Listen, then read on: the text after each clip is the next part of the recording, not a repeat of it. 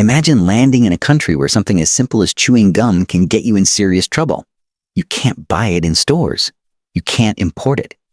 And if you're caught smuggling it in large quantities, you could face a fine of up to $100,000 or 2 years in prison.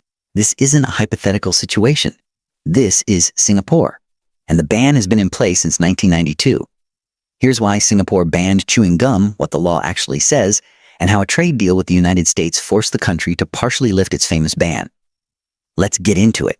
First, let's understand why Singapore decided to ban chewing gum in the first place. Singapore is known as one of the cleanest cities in the world. But in the early 1990s, the government noticed a serious problem.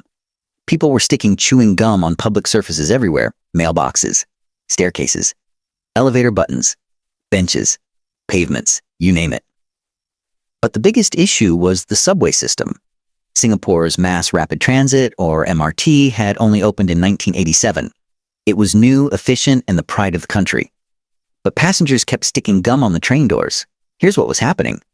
When gum got stuck on the door sensors, the doors wouldn't close properly. That caused delays across the entire system. Trains would be held up.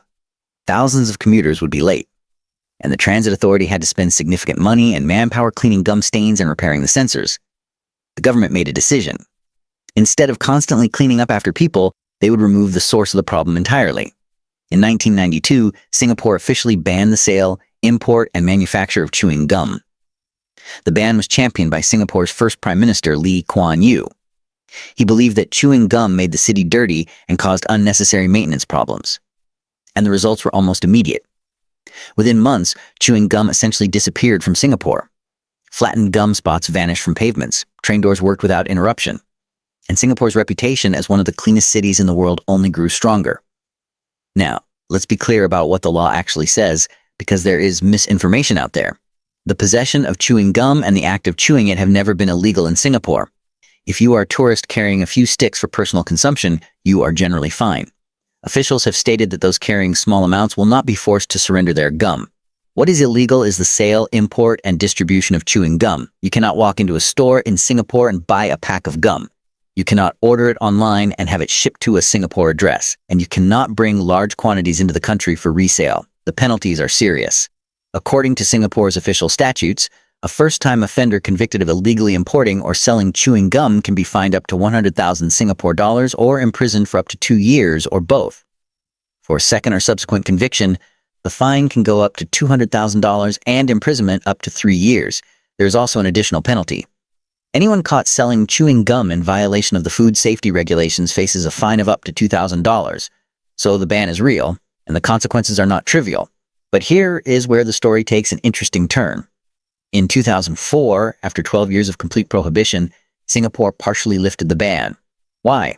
Not because the government changed its mind, but because of a trade negotiation with the United States. Singapore was negotiating a free trade agreement with the United States. The negotiations hit a roadblock. The representative on the American side was from Illinois, and Illinois is where the global chewing gum giant Wrigley is headquartered. The American side pushed Singapore to allow at least some chewing gum into the country, and Singapore needed the trade deal. So a compromise was reached.